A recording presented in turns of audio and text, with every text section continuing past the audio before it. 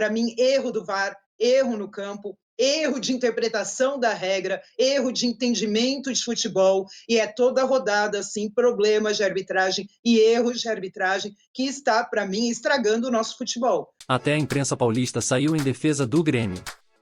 Após mais um pênalti escandaloso, e novamente contra o Corinthians, a Renata, comentarista da ESPN, apontou que o Grêmio realmente foi roubado em Itaquera ontem. É isso mesmo, torcedor. Ao menos dessa vez estão do nosso lado. Vamos ouvir o que ela falou. Mas antes de rodar o vídeo, eu quero falar com tu que ainda não é inscrito aqui no canal. Se tu chegou agora aqui, ou sempre me acompanha, eu quero a tua ajuda para bater a meta de 40 mil inscritos, pois eu estou muito ansioso para dar as caras aqui no canal e me identificar para todos vocês. Então me dê aquela moral.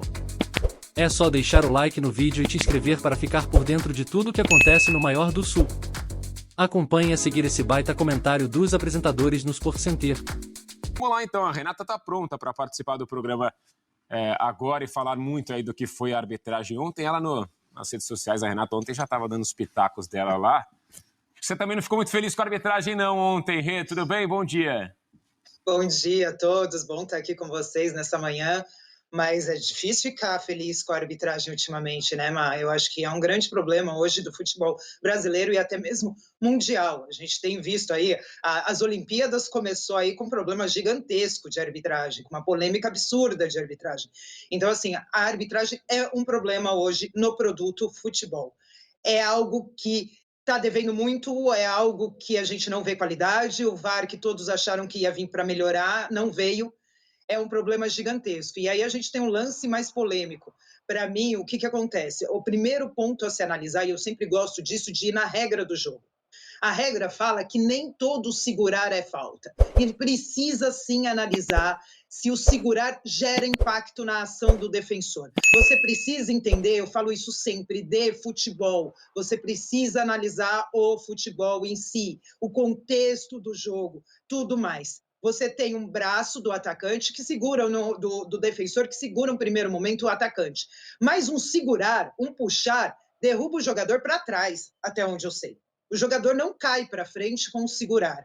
Não gera impacto para mim na ação do atacante. Eu não vejo infração, eu não vejo falta nesse lance.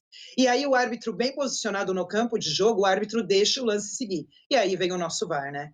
Que aquela máxima de quando o VAR foi criado de mínima interferência, máxima eficiência, não existe. É máxima interferência o tempo inteiro e aonde não tem que intervir, aonde não tem erro claro e óbvio. E essa é mais uma prova disso para mim. E aí o VAR sugere a revisão, o árbitro fica mais de 1 minuto olhando as imagens, e aí volta e marca um pênalti. Para mim, erro do VAR, erro no campo, erro de interpretação da regra, erro de entendimento de futebol, e é toda rodada, assim, problemas de arbitragem e erros de arbitragem que está, para mim, estragando o nosso futebol. A gente tem um problema sério, a gente está perdendo a qualidade do nosso produto, que é um bom produto em função da arbitragem também, em função de gestão de CBF, gestão de comissão de arbitragem do CNM. A gente vê aí, para mim, uma piora enorme a cada dia mais da nossa arbitragem, infelizmente. Esse aqui é o grande lance. Quando o VAR chama e fica todo mundo perguntando por que será que ele chamou, é que ele está inventando. Ele está, como eu gosto de falar, procurando pelo em ovo. E não tem que procurar pelo em ovo. A Renata falou, é a mínima interferência. Isso tem acontecido recorrentemente. O VAR chamar para lance que no campo passou batido, que ninguém tocou. Em vários jogos acontece isso. E acho que até mais do que isso, Eugênio. A Renata pode falar melhor em termos técnicos, né? Não teve nada. E eu tenho uma dúvida até, que eu queria passar para vocês. Se o Romero não sofre a falta, o que ele ia fazer? Porque a bola sobra sozinha para o companheiro dele, que cabeceia sozinho.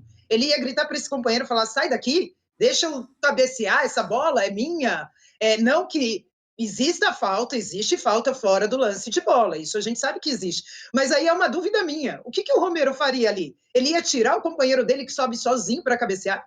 O Rê, e o Eugênio toca nesse ponto, né, de como assim, o jogo fica maluco. A gente claramente viu ontem o árbitro perdido, né, desestabilizado aí com o que tinha acontecido por conta dessa chamada do árbitro de vídeo, ele mesmo, ele confuso com algumas marcações, claramente interfere, né, no comportamento do árbitro para o decorrer da partida. Já aconteceu isso no Palmeiras e Cruzeiro, depois da anulação do gol do Cruzeiro.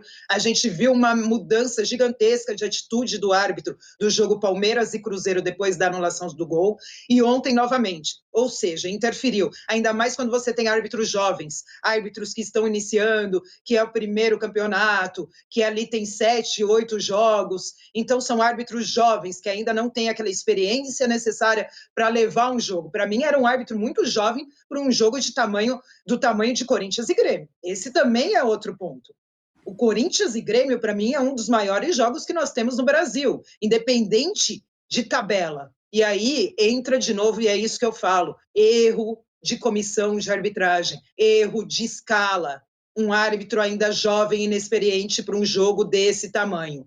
Então, assim, você vê que esse árbitro mudou o jeito dele conduzir a partida depois desse pênalti. Você vê que o árbitro de Palmeiras e Cruzeiro mudou o jeito de conduzir a partida depois da falta marcada no gol do Cruzeiro. A gente tem um sério problema de arbitragem hoje. E, infelizmente, quem não enxerga isso vai ter problema, porque quem não enxerga é quem está na CBF.